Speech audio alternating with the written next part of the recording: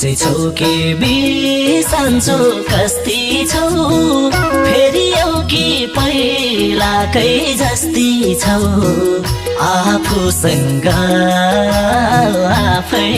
हारे म मैले घामलाई सोधिन